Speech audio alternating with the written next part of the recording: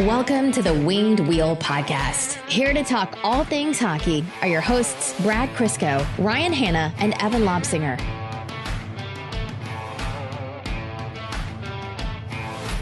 You joked, Brad, but I actually think we could probably do a full episode just on the NHL releasing their NFTs 10 years too late.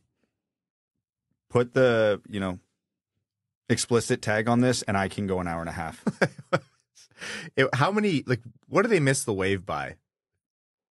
Someone looked 3 years or something? 2 years, yeah, I 3 think. years. When we initially talked about this topic, when it was announced that they were working on it, our whole bit was that they missed the bus. And that was like a year ago or something like that. Hey, man, NFTs are worth nothing now. It's the right time to buy in. Evan, Buy low, sell low. Evan, people aren't going to know you're kidding.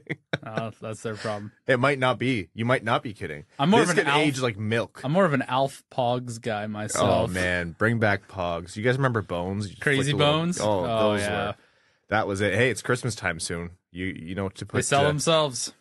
I heard Pokemon cards are coming back. During the pandemic, the cost of Pokemon cards exploded. Insane. Anyhow, the best thing about the NHL's announcement today was everyone's jokes about other things that they were extremely slow on. It's just the most harmless example of the NHL being the most inept pro sports league there is. And we were very on brand because I sent out my stupid dated reference to the NFTs, and then I actually started scrolling through my timelines. I think I went down 2 scrolls, saw yours, went down 2 more, and there was Evan's. But basically making the same joke, but with different items. Everyone was doing it today. It was the hot topic. If you have messed up bad enough where Evan is blowing the dust off his Twitter password to log in and make a tweet to roast you, that's how you know you've messed up badly. Anyhow, folks, welcome to the Winged Wheel Podcast, here to talk to you about all things Detroit Red Wings hockey, the world of the NHL, and about 40 other topics today. I am one of your hosts, Ryan Hanna. I'm Brad Crisco. And I'm Evan. You feeling better, Brad? I didn't actually feel terrible on this one, but I couldn't move without getting into a coughing fit. It was just one of those where everything in the throat, head was fine, but if I rolled over on the couch, it was a coughing fit. Evan and I did okay. Yep. We did get I immediately got some people coming out of the woodwork complaining about a lack of Brad in the YouTube comments, which I do find to be strange. So weird that you're astroturfing your own podcast's YouTube comments, Brad, but we'll let it pass. Hey, you can say I would screw you guys over in a lot of ways willingly, and I would. Don't get me wrong. I'm not ever logging onto YouTube comments for anything. Brad, no matter how beneficial for me or detrimental to you, I refuse to go there. Whatever shred of Brad's mental health remains, he will not waste it in the YouTube comments. Exactly. No, we love you all. On this episode of the Winged Wheel Podcast, we're going to be talking about Detroit's 2 Global Series games ahead. By the time you're listening, you may know the results of them, but they're the 2 games in Sweden that are going to be happening against the Ottawa Senators and the Toronto Maple Leafs on Thursday and Friday, respectively. We're also going to be talking about the standings. There have been some changes as other teams kind of figure their things out. The Atlantic Division is starting to kind of take shape, and we're going to see what Detroit has ahead of them and the importance of these 2 games. These are 2 Atlantic Division games against Ottawa and Toronto. So, we've been talking a lot every episode about what Detroit needs to do, and this isn't just a vanity trip to Sweden. These are 2 games that they actually need to perform well on, and they're away from home. I know both teams are away from home, and back-to-back, 2 p.m. Eastern games. So we'll be looking into all of that. We'll also take a quick look at the goalie situation as Ville Husso is out for a good reason.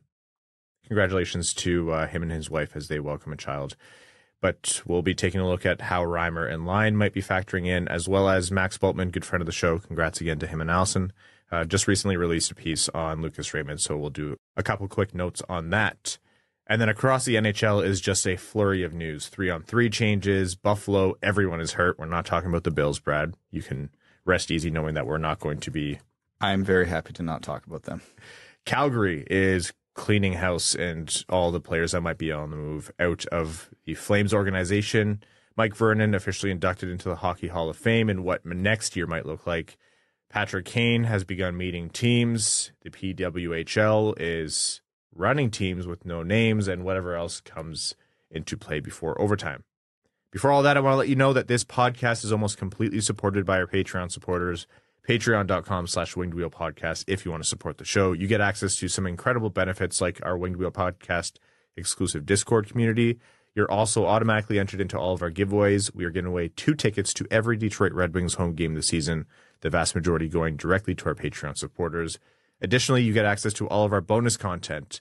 We record bonus overtime episodes right after these main shows that are a little bit looser. We have some more fun. It's a little bit more off the cuff, and it's a good time. A lot of people really enjoyed that kind of relaxed insight into us and our basically what happens behind the scenes as we record the show, and that is Patreon exclusive as well. So again, patreon.com/wingedwheelpodcast if you want to support the show. So Detroit's 2 games upcoming. They've had a little bit of a break here. They've been in Sweden. Lucas Raymond has been shouldering Detroit's, Swedish representation. Is it extremely weird that he's the only Swede on the team? Jonathan Berggren was robbed of this trip. Him and Edvinsson, man. It would have been really nice. It would have been really nice to have him up there. I understand it. I mean, Evan and I talked last episode a lot about get Simon Edvinsson up here soon, please. I think it would have been really cool to do it on the trip. I digress. But, growing up with the Red Wings where, there's the so-called Swedish Mafia and Lucas Raymond being now the only Swede on the team, people still think of the Red Wings as a very Swedish team. A lot of Swedish connections. Obviously, Håkan Andersson is over there. Their Swedish development team is good. Nicholas Lidstrom's in the organization. Nick Cronwell's in the organization. It's all still there, but yeah, on the ice, it's just Lucas Raymond. For now, Simon Edvinsson, Jonathan Berggren, Elmer Soderblom, Anton Johansson, Albert Johansson, William Wallinder, however he's pronouncing it these days. The Swedish Mafia is coming back. It just might take a couple of years. Yeah, there's just one that has broken through so far. Anyhow, the game against Ottawa and the game against Toronto. Let's take a look at the standings right now in the Atlantic Division. You have the Boston Bruins, who still just have the 1 regulation loss, thanks to the Red Wings. 12-1-2, 26 points in 15 games. Florida, in the same 15 games, has 21 points. They're 8-1-1 in their last 10.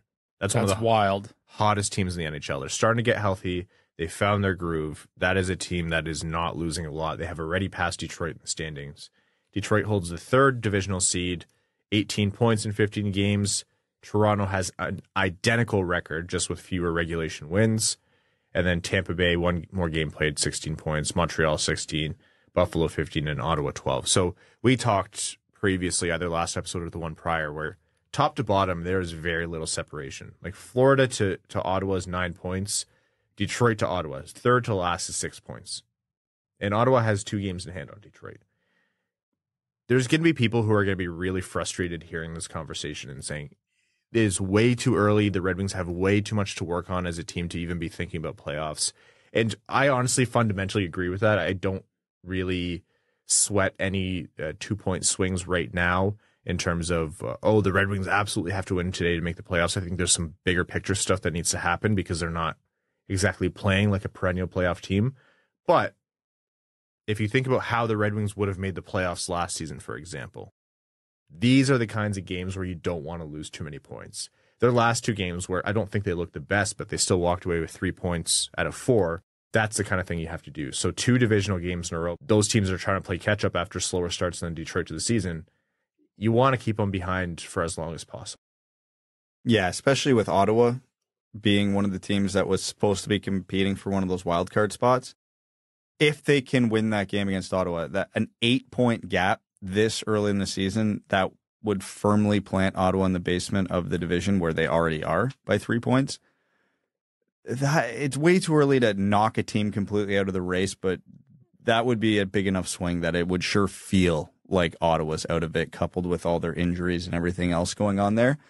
Toronto, I don't expect Detroit to finish ahead of Toronto this year, but the longer you can keep ahead of them, the bigger the ego boost or confidence boost, whatever you want to call it, they can have and they can ride. And strange things happen. Austin Matthews blocks a shot off his ankle next week. That's a completely different team. Yeah, right? Look at Buffalo right now. Yeah, hockey's a random sport, so you need to bank points whenever you can. And, we talk with a lot of certainty about how we think, Boston's still good, Toronto's going to be good, Tampa's going to be good.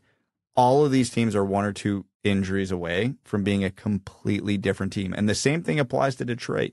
You want Detroit to be competitive this year. If Larkin goes down around Christmas, January, something like that, if they don't have a lot of points banked, they're toast. So games like this could be huge swings in the standings that do have pretty sizable implications down the line. The banking of points is something that is a really, I'm glad you brought that up. That concept it's the other side to the coin of, this team is on a PDO bender to start the year, which is to say that their shooting percentage is unsustainably high. They're getting very lucky. It's the bounces are going their way, whatever. And that is, probably true a lot of times for a lot of these stories. If you look at the Canucks, I mentioned to Evan recently, I think I'm probably just a little bit of a Canucks non-believer, to put it gently. I don't think that they're going to stay at this height for this long, but you cannot avoid the fact that they've already banked 23 points. Banking those points is crucial. You're not going to label a team that's overperforming and hasn't run into the true test of a 7-game playoff series against a Vegas or whatever as a cup contender, but if you just want to make it to the show, that's how you do it. So, yeah, banking these points, that's why the conversation happens now this early on. So, Evan, you were saying before the show that there's an aspect to this where the Red Wings have to play these important games away from home, and then they have the time difference they had to adjust to. They got there early, which is actually really good, but then they have to go back and adjust back, and it's tough on teams. I know a lot of teams aren't fans of this international trip. It's also hard when it's right in the middle of the season. It's one thing if it's at the start, they kind of give you a little bit of a leeway on the way back. But with these teams, they're right in the middle of their season. So they're coming back, and there's only a very short break before they're right back on the regular season grind. So, you kind of get in that frame of mind when you're going through the season. But now that you've got this trip, now it feels like you're on a business trip or a little work vacation. You're doing a lot of things you wouldn't typically do in a regular season. Mm-hmm. Then you got to switch and go back when you get back to North America. It can be really tough. So I wouldn't be shocked to see if all one or all of these teams have difficulty when they come back. But I mean, they can't be worrying about that right now. The task at hand is taking 4 of 4 points from 2 divisional teams. Well, the math too is huge because again, not only do you gain 2 points, they're 4-point games. Yeah, you're taking away 2 points from your competitors, which is still a form of banking points. And if the Red Wings can win these 2 games, that is a lot of breathing room for a team that is desperate to be relevant. So even if they finish a little below 500 in that stretch, they're playing meaningful games in April, which is what we wanted this year. How they get there, we don't care, right? As long as they are playing those games. And if it's off the back of a really hot start and then a very mediocre rest of the season, I don't think anybody here is going to be that surprised by that. And I don't think anybody's going to be upset by that. But that's what could happen here. And it could be to the benefit of not just this season, but the rest of the rebuild coming out of it, because now Seider, Raymond, and all these guys who have never played important NHL games in April are. Yep. Now, again, knowing that folks will have probably seen or know the result of the games depending on when you listen, for the sake of the conversation here, Ville Husso isn't going to be factoring into this trip because they just welcomed a new baby into the world. So congratulations to the Husso family. The Red Wings, obviously, this is why you carry 3 goalies in case of injury or welcoming a baby into the world, I guess. So Detroit's de facto starter isn't going to be factoring into these 2 games. So James Reimer is going to be starting the Thursday game.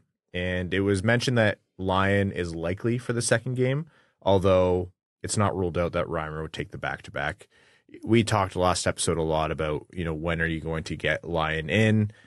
He has to go for the sake of injury or covering in case he has to back up. But if he doesn't play in either game, then they can probably still employ the conditioning stint plan with Grand Rapids. But if he does factor into that second game, then that kind of takes that out of the cards.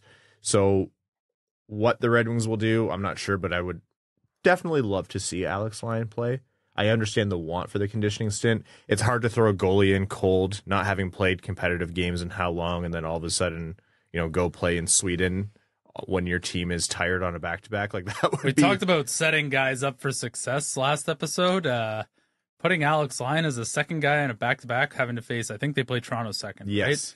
Yeah, that's probably the opposite of setting someone up for success. Or maybe he just comes out and just has the performance of a lifetime, and that changes everything in net. Welcome to the real world, bud. Yeah.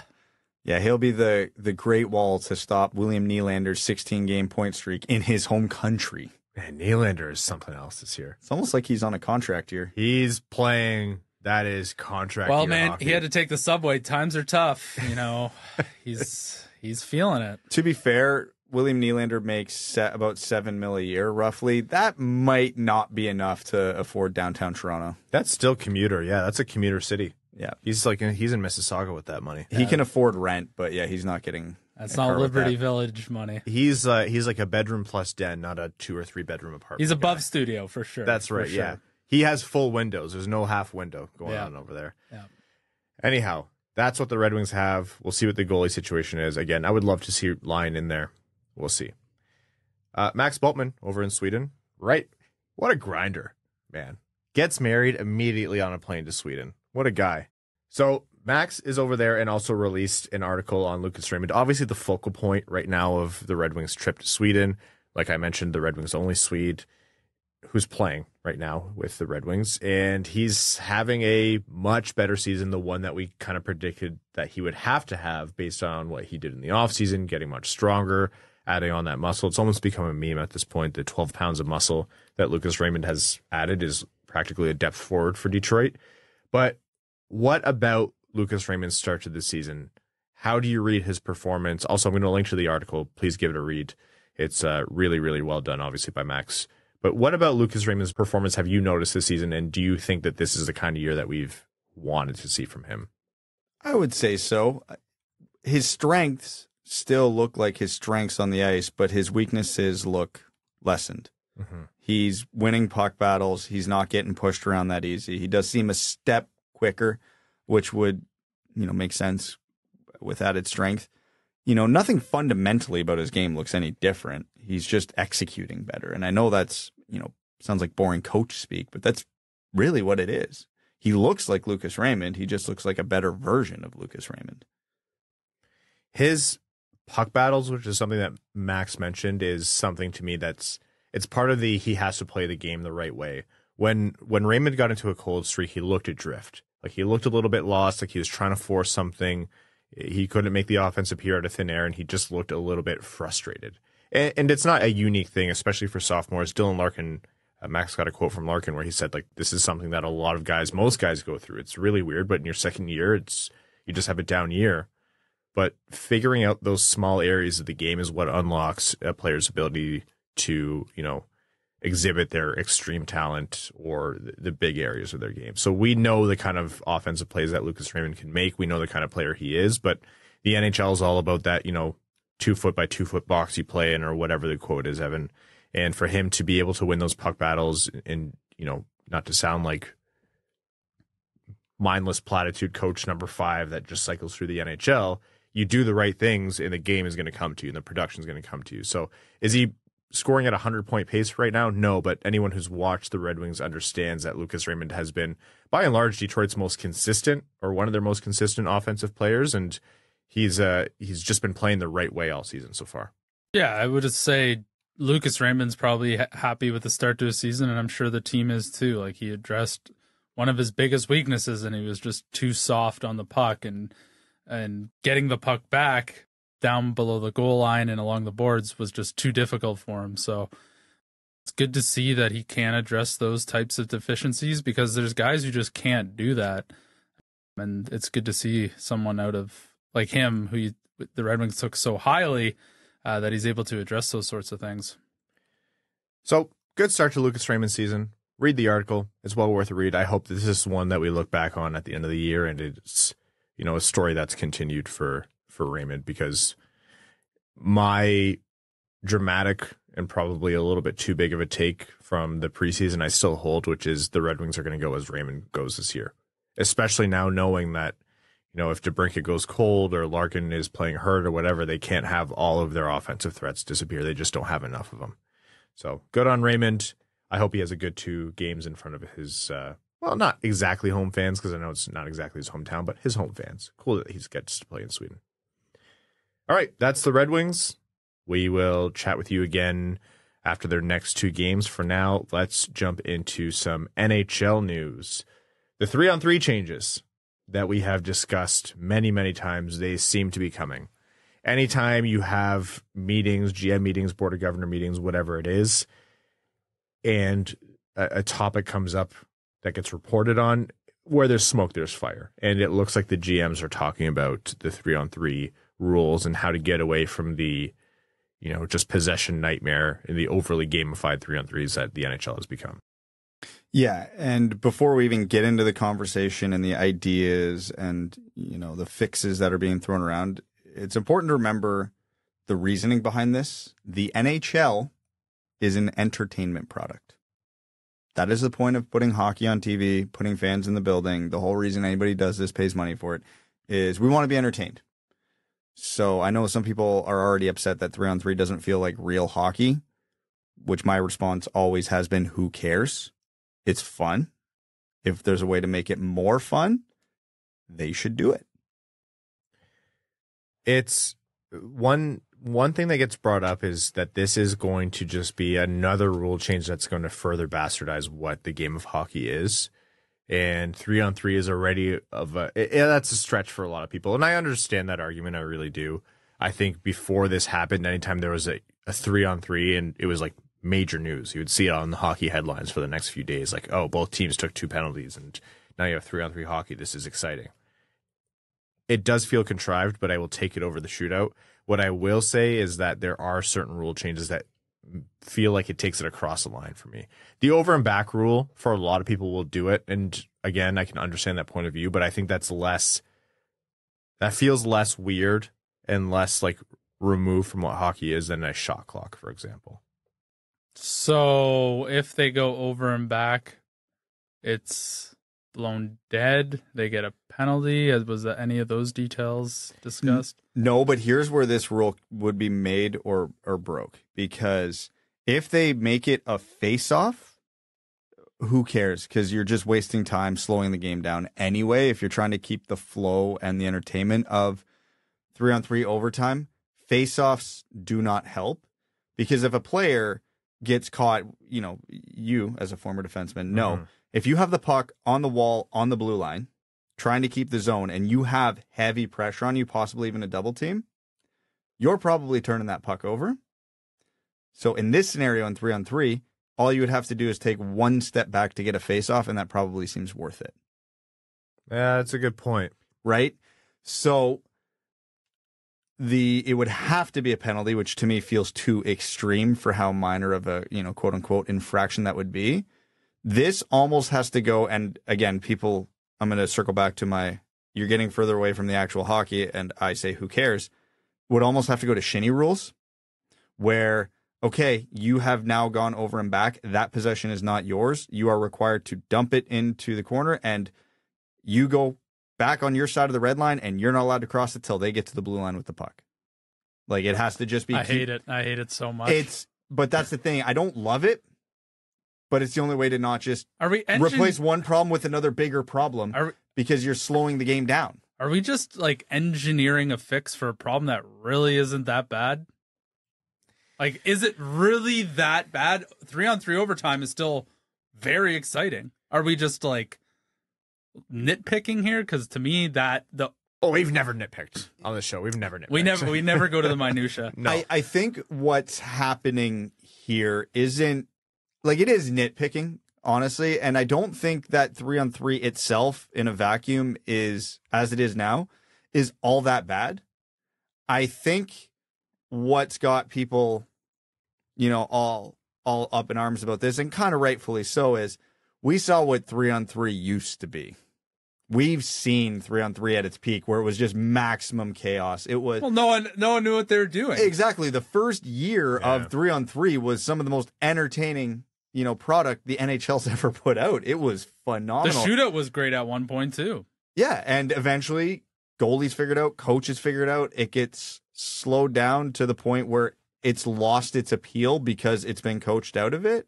I can't stand what Kuznetsov does. I know it's legal and I know it's sick in a lot of people's eyes. It just that one to me. So what we're trying to do is overcome the old hockey men like Ryan here.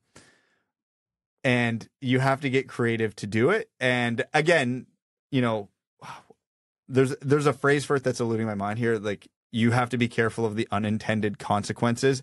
The NHL thought they were fixing something when they implemented offside review, and they made their product worse by doing it. The same risk is very real here, because if you turn that over and back or shot clock violation, whatever it ends up being, into a face-off, we're done. Holy hell, is that going to slow down 3-on-3? That would definitely make it worse. If you can implement this rule where there's a way to keep the flow of the overtime going, I would take that as a huge positive, but that has to be structured very carefully. I'm starting to no. If it goes to overtime and you lose, no loser point. That might, force teams to play a little bit more offensively. There was a conversation where someone asked, "What do you mean?" Every time you talk about overtime, you say there's a third point added, and what do you mean? And this is what we're talking about, the loser point. Because currently, if you win a hockey game in the NHL, it's 2 points, and the other team gets 0. But if you go to overtime, all of a sudden there's a third point added. And honestly, it keeps the standings tighter, and I'm sure it's better for drama at the end of the season, and the NHL likes it for that reason. But I agree with Evan. I would prefer a 3-point system where a game is worth 3 points. Well, I'm saying 3 points, so I'm pulling you onto my side whether you meant to or not. Okay. You're a really smart idea, Evan. I agree with you. A game is worth 3 points no matter what. 3 points are handed out no matter what. If you win the game in regulation, 3 points. And if you go to overtime or a shootout, you get 2 points for the win. The other team gets the other point. Here's where we need to amend that if we want to create more excitement in 3-on-3. I'm with you on the 3-point system, but I don't think it goes to the 2-1 until shootout. Because if you go 2-1 then 2-1, there's no incentive to end it in overtime because it's going to be the same distribution in a shootout. Yeah, we got 2-1. We're going to get 2 or 1 regardless. So you want that extra point, you have to end it in overtime. I don't hate it. You want to know what I want to do? Regulation, well and good. Overtime, 5 minutes of 4-on-4. Nothing, great, below the horn. 5 minutes of, or actually as much 3-on-3 as it takes until there's a goal. No shootout. I'm done with the shootout. I don't want hockey games to be any longer than they already are. So I would rather just do 3-on-3 for 10 minutes. Yeah. If it's 10 minutes total and 5 of it's 4-on-4, 5 of it's 3-on-3, I'd rather just 10 minutes 3-on-3. Most likely get it over with. What if we did overtime at the start of the game? What are you talking about? I'm getting crazy. What does that mean? Well, then it doesn't totally dictate the outcome of the game. So if you score in overtime before the game... there's no overtime. They have overtime at the start. You get the 3-on-3 out of the way. There's none of the BS. You get your big dogs out there early. That's their prime opportunity to score goals. So you're just saying the first 5 minutes of the game is just 3-on-3? Yep. Weird. Then for the first period starts after that. Okay, that is easily the stupidest thing you've ever said on the show. Come on. That is gone. I know we have I know the Redwings had a play between last episode and this one. No, I've said way worse things. Hold on. I've said way worse things. Hold on. He said that, I think, mostly jokingly. I'm going to give you a serious proposal that's probably dumber. Last episode, I said Ken Holland, or a couple episodes ago, I said Ken Holland will be a Hall of Famer, forgetting that he was already in. Like, in that moment, I forgot, and it was only when I was editing, I was like, oh, damn it, because he went in during the pandemic. You'd never know people who make that many mistakes could be rewarded for so long. And anyway, that was less stupid than what you just said. I don't think it's bad at all. Okay, hear me out. Hear me out. We've all played in these tournaments, and I understand the logistics of you can't go continuous in the regular season because I get that. I understand the logistics of that. Minor hockey tournament rules. 4 minutes, 3 minutes, 4 minutes, however long you want it to be. 3-on-3. No goals, 2-on-2. No goals, 1-on-1. And you just keep taking players off the ice until someone gets a goal. I was in a tournament when I was like 8, 9 years old that had that rule where it went to 1-on-1, no goalies. I would honestly, if that happens, I would want Mike Smith to come back to the league because I think he would kill a guy. Goalies would have to become hyper active in the overtime. Yeah. But would a 1-on-1 with goalies in net, like I would not go to pulling the goalies, not be way more exciting than the shootout or even any other aspect of the game? That would be mental. It would be. It's too crazy for the But NHL. it's just as gimmicky as a shootout. It's basically a shootout. Your goalie makes the save, fires it up to you. You're on a breakaway. It's a shootout. What if there's a fight? Anyhow, Godspeed to the NHL. This one actually seems tough to solve. I can't wait for the Ville Husso NFT when he goes down and dummies whoever's playing in net for Toronto that night. Yeah, Ville Husso. That'll be a big purchase for me. Undresses wall, yeah. You could get weird with that because the league I play in has that overtime rule, so we've practiced it from time to time. And the drill we were running was we'd all get on the bench and we'd play like overtime, but then the coach would just call out 3-on-3, 2-on-2, 1-on-1, and then whoever was up next, just that many people went out. So me and the defenseman who was next to me on the bench were like, okay, if he calls 1-on-1, you go. If you get possession, we're pulling the goalie. So it happened. I went out 1-on-1, got the puck, kind of ragged it to kill some time, opened it up. He yelled, goalie came off, we went out, we scored right away. It worked. So you could see weird stuff like that. If they do that, Sergei Fedorov's a coach in the NHL next year. Oh, so is Patrick Roy. Yeah. Just absolute. Dan Campbell can convert over to the NHL. Oh, balls to the 100%. wall. Okay, well, that is our crazy take on 3-on-3. Apologies to anyone that we just offended with those opinions. More from the GM meetings. The NHL is discussing the central registry for no trade lists, basically that are part of clauses for whatever contracts. If a player has a limited no trade list or anything like that, where they have to say, I'm only okay with being traded to these teams, or I'm not okay with it being traded to these 10 teams. However, it's formulated. Basically, after the whole ordeal where Ottawa ended up being penalized a first-round pick in one of the upcoming 3 drafts, the NHL said, okay, we're going to do a central registry for this. And it looks like they're moving away from that notion as agents and teams were worried about no trade lists and things leaking. Because the moment you have to transfer that information out from the team, obviously there's going to be nodes of failure, and Elliot Friedman's going to find out who's no trade list or only trade me here list or whatever. But it looks like an optional list or an optional registry with teams highly encouraged to register it with the central registry. I don't blame the NHL on this one. That's from the agent. That's from the NHLPA. Yeah. That's on them. There's clearly some nuance to it that the general public like us don't understand about how no trades lists work in reality. So yeah, I can see why agents and players wouldn't want that to be leaked out, but they're not really helping their cause in avoiding another Dadanov situation. Well, it'll be funny when it happens. And we know the price is a first-round pick, so as long as it's not Detroit, then great. Wonderful. Okay, let's talk some more about the NHL. Teams that are going through it right now. Buffalo. Tuck is out. Quinn is out. And now Tage Thompson is supposed to be out long-term. Big implications for Detroit. Big implications for Buffalo, who sits 7th in the division right now, 7-8-1. Again, not completely out of it, but they need to hit the gas soon if they want to climb up there with Florida, Boston, get past Detroit, what have you. And for them to be missing those 3 players, like that is a lot of offense all of a sudden gone from that team. Well, we talked about earlier how hockey's such a random sport and you need to bank points because you never know when players could get injured, and the Sabres lost some really, really key players, which dramatically shifts the outlook of their season.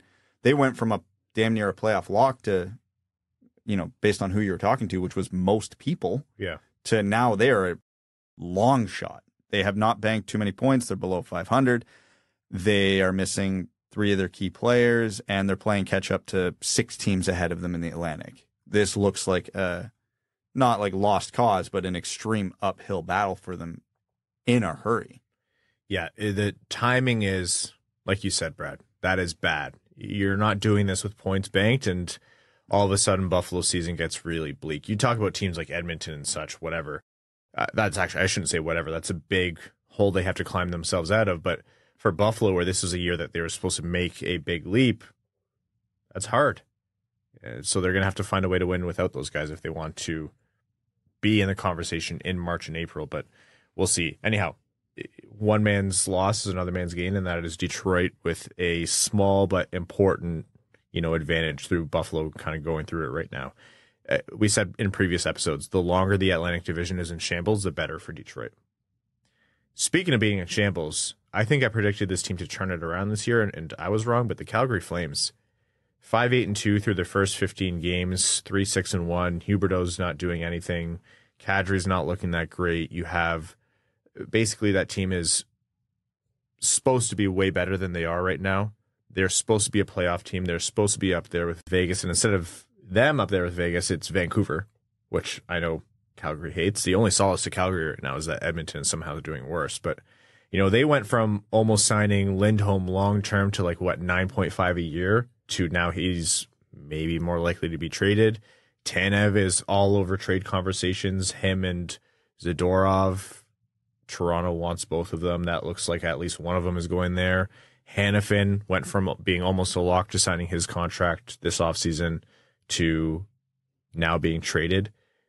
They're unloading, and they're going to have an impossible task of trying to rebuild around very uncertain core pieces. And also, you can't suck too hard. You have a new arena coming. Unlike Edmonton, where they made the playoffs last year, won a round, were one of the top teams in the league, and then are going through it, there's reasonable expectation to bounce back because they were a good team. Calgary missed the playoffs last year. This was supposed to be the bounce back year, and I will say this is one of the very few times where I would say a GM is actually being wise in a bad situation, going, all right, I think we have to accept this core isn't going to do it. And the longer we try to hold on, the worse off we'll be for it. We have a lot of pieces that will be very valuable around the league this year. Zadorov will get a premium. Lindholm will get a premium. Tanev will get a premium.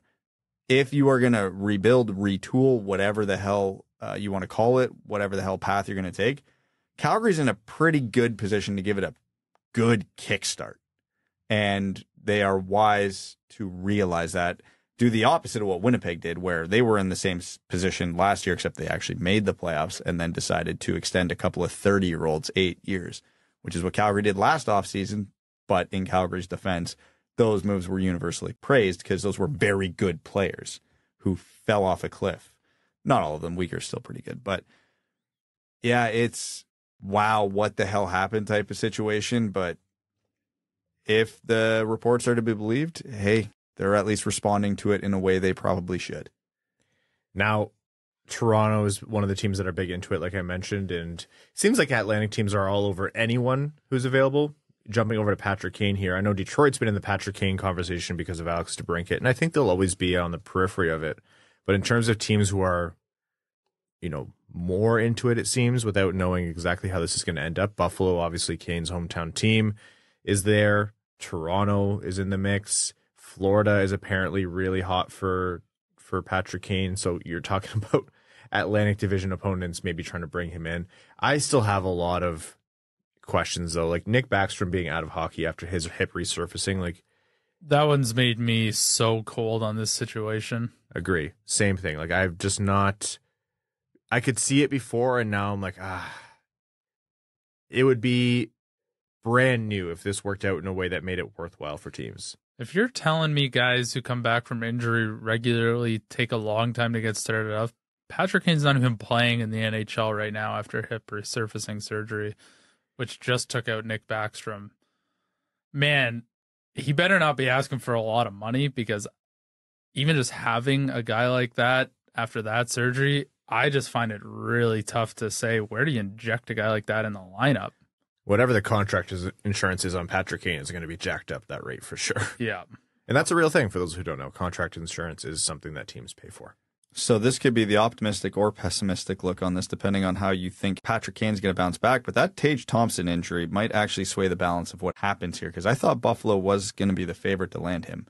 But the reports are Patrick Kane wants to go somewhere and win.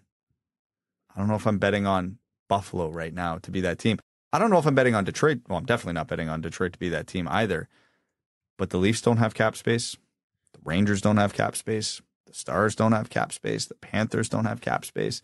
All the teams that are, in it to win it and have been linked to Patrick Kane don't have the money for him unless he's asking something very reasonable. Detroit's the one team that's in this mix that might actually make the playoffs and has the cap space. So I've never at any point in this process had Detroit anywhere near the favorites in this, but I think they have gotten a boost in the last couple of weeks if you are in the camp of you want them to sign Patrick Kane. Now, as we've learned in the past, the salary cap is fake. Mm-hmm. So if the Rangers or the Stars or the Panthers or the Leafs really want Patrick Kane, they could easily make the space, but they'll have to do some gymnastics to do it. Yeah, it's the hip, man. It scares me. I'm just not.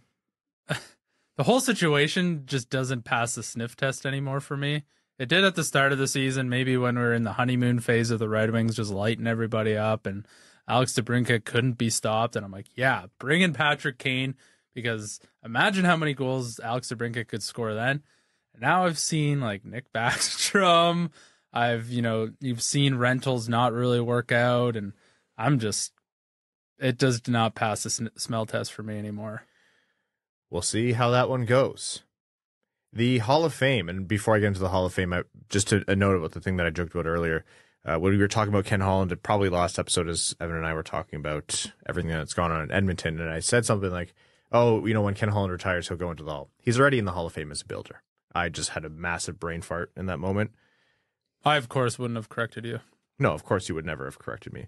But he's already in the Hall of Fame as a builder. Well-deserved, as I was making the point in the moment. But yeah, he went in 2020, so I'll blame that one on, everything that happened during COVID was a blip.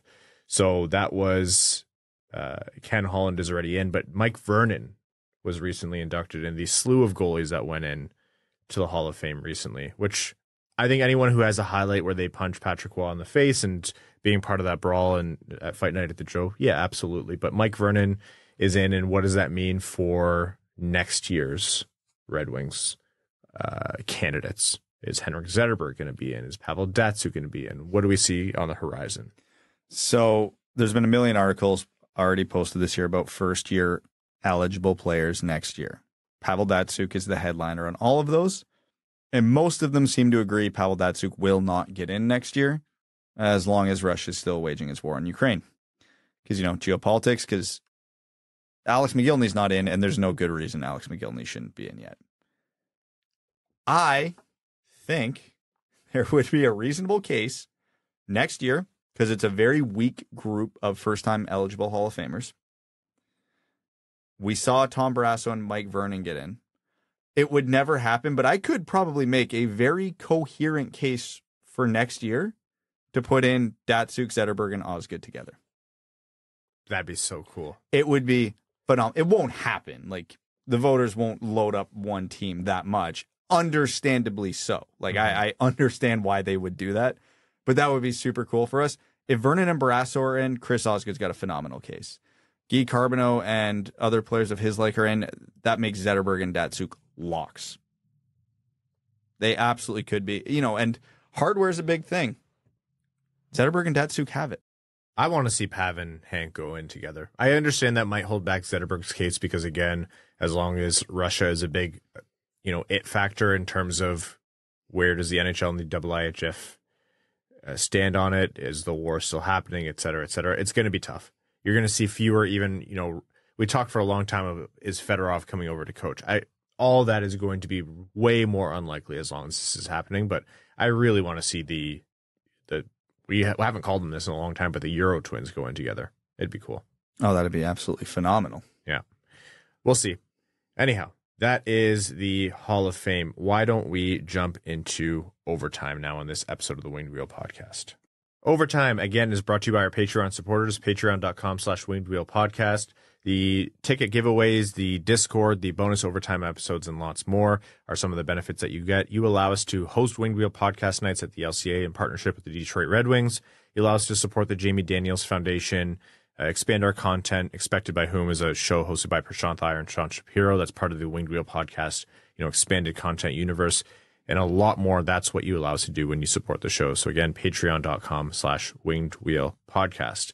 Let's take some questions here from the patrons. The Mex-Canadian said, I know the Red Wings have two top goalie prospects in Augustine and Kosa, but I was curious if you see any way for guys like Gylander, Lethemon, Bednash to be part of the organization at some point. Most of these guys are long shots, especially Lethemon and Bednash, but goalies are weird. The NHL, we've seen time and time again, even recently, of goalies you've never heard of burst onto the scene and become something special. Did anybody know who Karel Vejmelka was in Arizona 2 years ago? No, but now here he is, a solid starting NHL goalie. Gylander in particular has the intriguing tools to maybe be that guy, 6'7", athletic, et cetera, et cetera. Way more often than not, these guys don't pan out. But every once in a while, there's that one guy. So I'll never, ever completely write off a goalie prospect, but you have to look at the tools, you have to look at the tangibles, and then make educated guesses on who could, in theory, string something together. And out of that group, Gylander makes the most sense to me, but even that's still a big, long shot. Yeah, they're darts, but you don't write them off as early as players. Just they're kind of easy assets to have because you need, much like your beer league team, every team needs goalies. And as you get further down an organization, you go to Toledo or whatever, there's going to be spots for those guys. But you just have to kind of be patient and hope one pans out. The higher the pick, generally, I think, the more likely they are to pan out. But it's not. If drafting is an imperfect science, my God, is it imperfect for goalies? Like we're 5 feet down in an entire ocean of depth in terms of understanding goaltending development, I feel. Okay, let's move on here. Dustin Morley says, do you think the Red Wings should have kept Danielson up? Seems like he could help the team and he would have benefited from it more than leading a bad team, which is what he's doing over in the WHL. I could be talked into it either way. I don't mind it. This is one of those ones. We don't know what the other side of the coin looks like, so I can't form a very solid opinion on it because the Red Wings are struggling to score, which might have hindered his development there as well. Because as good as he is and as good as he's going to be, he wouldn't be a line driver this year and he wouldn't be playing on the top line. So if you're, parading him out there with, let's say, Veleno and Rasmussen and they're scoring 1 goal every 3 or 4 games, that's not helping his development. So even though he's going back to a bad WHL team, it's still probably better for his development. And it is junior hockey, sorry. There's a decent chance he gets traded to a good team at some point this year because Brandon knows he's not coming back next year. So if they don't think they're going to win next year, junior teams operate the same way NHL teams do. This year's a write-off. Get what we can for the guy before he's gone. Yeah. I don't know. When the Red Wings were winning, I thought, yeah, definitely they didn't need to keep him up. Now I'm kind of thinking, it would be nice just to see how he could factor in. But I think it'd be asking a lot of essentially a kid to keep Detroit's offense afloat when other players are going cold. It's a little bit of optimistic thinking. You're right, Brad. If he was in a better situation than WHL, I wouldn't even be thinking about it. So I do hope that happens sooner, but I think you'd have to wait for a trade deadline for that. This one from Coyote season tickets in anywhere but Tempe. A little bit of a hot take. They say, I'd love for the NHL to expand into Europe. People rightly bring up the travel aspect, but I don't think there needs to be regular season crossovers to make it work. It could be akin to the MLB scheduling prior to interleague play, with the North American Conference and European Conference champs meeting for the Stanley Cup. It'll take a lot to get there, but I'd love to see it happen someday. Thoughts on that idea? It's one of those concepts I love in theory. Like just having a whole ass European division. I would love that.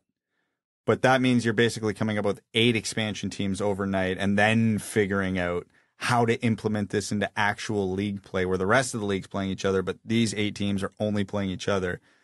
It feels like it would be better suited to like a Champions League sort of setup than an actual part of the NHL, but I don't know. I would love the concept of it, but in reality, I don't know how you make it work.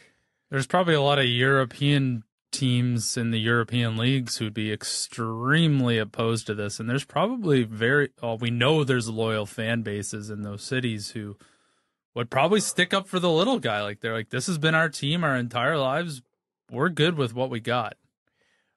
I'm not a fan of the idea personally. For Evan, you suggested a lot of roadblocks. I think the players would. You might have some players who would definitely be down to go play, for example, Switzerland. And the NHLPA would have a lot of strong opinions on it. At the end of the day, to make it work, like, okay, you have a European division and then you meet in the Cup Finals. To me, that's not the NHL. I would be like a spin-off league. Like they've tried the Champions League thing so many times, and that might work. But I don't know. I think there's limitations. I think there's always this thought of endless growth and bigger and bigger and bigger. And I think there has to be a ceiling somewhere for the NHL. Personally, I think there's too many teams right now, but that's because I grew up with 30, and so I think that's the right number. But 32, fine. They're eventually going to get to 36, and that is insane to me. Getting into Europe, oh my God, you already have it where Western Conference teams complain about travel. Like, I just don't see how you make that work unless you go into that what Coyote season tickets and anywhere but Tempe here suggested. And then to me, I'm like, that's just not the NHL then. That's just two different leagues. I don't know. I don't see the purpose of doing that. Ryan, you know the year you were born, there was 23 teams and 16 of them made the playoffs. I know, and it expanded over time, but to me, like, hockey became full when it got to 30. That felt right to me. I don't know. I get we're just comfortable with what we know, but and there's definitely European listeners listening right now to saying, hey, screw you. We'd love a team where we live in the UK or Sweden or wherever. But I think the most fascinating thing about this, actually, this whole episode really is Evan and I must have missed it, or we screwed up when you became the old hockey man on this podcast. That's my job. Yeah. You are the boomer window now. You suggested overtime to start the game. You're no longer. He's coming up with innovative, creative ideas. You're like, don't change a damn thing. That's right. Do the same thing and run your head into the same wall again, and let's see if something different happens. There's lots of options within a reasonable amount of time zone change. Like, why don't they investigate doing something in Mexico City? Why don't they get some of the California teams or Arizona to play down in Mexico for a couple preseason games, test the waters there? I think there's a lot of sorry, European fans, but I think there's a lot of options they could explore within a few time zones rather than going over the Atlantic Ocean. I, for one, would love to see what the Honolulu Volcanoes jerseys would look like. Those would be the Pineapples. That's your new favorite team. You're leaving to cover the Pineapples. That's right. Like, you're leaving to move to Hawaii and cover that team. And yeah, you think the goal? Hawaii? Oh yeah, yeah. Kapalua, let's go. Oh, that's what I was thinking. Yeah. Their jerseys will be on par with the Golden Seals as green and yellow if they're the Pineapples. Golden Seals jerseys were good. We'd never see Evan again. Oh, you would never. Ever. We wouldn't see any star players in any other market ever again because if you were an NHL player and Hawaii was an option, you're taking league minimum to go play there. Connor McDavid wouldn't need a heated driveway over there. Volcano would heat it for him. Yeah. All right. Let's take some more questions here. Jeremy Dahl says, since there are no games to talk about, I'm going to be asking some German questions. We keep talking about how Seider hasn't looked himself and is having a bit of a slow year. Are we sure Seider still has all of this potential? Don't get me wrong, I'm a huge fan, but he hasn't seemed like the game breaker we have seen him to be. And last year we attributed it to playing with Sherratt, but so far this year he's been paired with Wallman like we have all wanted. Also, if we hadn't picked Seider, how far do you think he would have fallen in the draft? Like one or two more picks? Yeah, was it Edmonton or Vancouver or both were really interested in Seider. But to your question, I don't know. I don't think Seider's been as bad as everybody's making him out to be. Yeah, I agree. We probably had higher hopes for him this year, but I don't think he's been bad. I think he still has all the potential. I don't think he's been bad. He's not been a bad player. It's just that he can be way better in my mind. He hasn't quite had that alpha dog, macho, killer type attitude he's had. I think that's the reason that's the reason why I get sort of mixed feelings on Mortiz Seider this season, even though his counting stats and his most of the eye test has been a good success. So maybe that's the reason why people are used to him just lighting people up. And yeah, maybe that's it. I don't know. His play in terms of defensive decision making and his ability to break up plays before they happen is something that I'm still seeing as missing from Mo Seider. We saw that right off the bat with him in his first year, and I would like to see that come back. That might be a little bit in terms of, just playing less of a risky game. But I don't know. I've seen a lot more of Seider's defensive intuition in the past where I know that can come back. And that's what makes me harp on him. But no, he's not been bad. I agree with you, Brad. He's not been a liability for Detroit. A lot of points for a guy who's a liability. No kidding. It's a good problem to have. But he's also still young. He's still young, and defense is a hard position to master. Dahlin started off, people thought it was slow. And now Dahlin is one of the most dominant defensemen in the league. You saw what he did to Brad Marchand. Yes. That guy is absolutely the centerpiece of the Buffalo Sabres. And anyone who watches hockey or watched hockey for any period of time knew that just because he had a, quote unquote slow start to his rookie career doesn't mean that he wouldn't eventually become this. Remember, Victor Hedman was at one point on the trade block. Like, it's a hard position to master even when you're doing well. I still have all the faith in Mo Seider. Me too. All right. Give Wallman the Heart says, which team is leading the league in vibes per 60? I nominate Anaheim. They're better than expected and only going to get better. Leo Carlson looks fantastic, and those purple jerseys are sexy. Also, Anaheim has had a ton of comeback wins. Yeah, they're loving it. But if we're talking just riding the vibes, it's Vancouver. It's Vancouver, absolutely. Like, are they actually that good? Yeah, probably not. Do they care? Not really. You look at their fan base and you go on Canucks Twitter to see how they're doing. They're all, this is unsustainable, but we love it. We love it. Petters, there was a point like 3 or 4 days ago, they had the top 3 scorers in the league. That team does not make sense, and the longer I say it's going to come crashing down, the longer they're going to be that good. We're just so used to Vancouver being an absolute mess. They're winning hockey games, and they were in the news for, former GM or former executive conflict, and neither of them work for the team anymore. Like, that's just the kind of media market they have in Vancouver. But, yeah, man, that team is all vibes right now. Good for them. You got to build your team around the stars, and they got a star goalie, a star defenseman, and a star center. Not that kind of hockey, who's a new patron, says, new patron here. First, I just want to thank you for being a massive reason why I've become a Red Wings and hockey fan. That means a lot, and thank you so much for your support. It means the world. Welcome to the Dub Dub Club. They say, how much do you think Seider's slow start is affecting his next contract? Considering that he's still one of the league's top scoring D-men, thank you for your great content. I had a conversation with someone recently in and around the league, and they said something like, yeah, players negotiate based on the players they are, but once you get to like a certain star level, they are essentially negotiating for their slot. And Seider is Detroit's number 1 defenseman. Is he at all times playing like a number 1 defenseman in the league? Not always, but he is without a doubt Detroit's number 1 defenseman. They're very hard to find. They're exceptionally scarce, and teams would kill. GMs would pummel each other in the break room for a chance to take another GM's number 1 defenseman. And that's Seider's negotiating power. So do I think the dollar value might have come down a little bit in terms of his ask? Maybe, but you're talking the margins here. You're not going to see $1 million per year decrease based on his performance so far this season. Hell, if anything, they can say, he can be better, and he's still putting up a ton of points. So you're buying his future years right now. But it's also Steve Yzerman, and he grinds his RFAs to a dust. He's saying, well, look at Anaheim's number 1 defenseman, Radko Gudas. That's right. Look at the money he's making. You think you're worth more than that? I don't think so. His beard is way better, too. His slap shots per 60 are off the charts. We need you to scream into more Toronto goalies' faces. Yeah. That was so funny, man. He did it again, like yesterday or the day before. What an unhinged moment. I love that. Yeah, it wasn't as directly in the face of the goalie, but like right there. He is going to catch a blocker to the teeth. Absolutely. Who did he crush on Toronto in the playoffs and then literally just stood there waiting for someone to come fight him, and no one did? He just has that physical, like, you look at his numbers and you're like, no, not worth the money or term or whatever, but the physical presence he brings, and he pisses you off. I can think of like 3 different occasions where Radko Gudas did something. I'm like, you bum. Like, why are you, like, that's such a dirty play. And that's what he brings to your team. You love to have him on your team kind of guy. Yep. Taupe Daddy says, love the show, guys. Do you see us getting another chance to play in an outdoor game anytime soon? New patron, thank you so much for your support. Yeah, the team is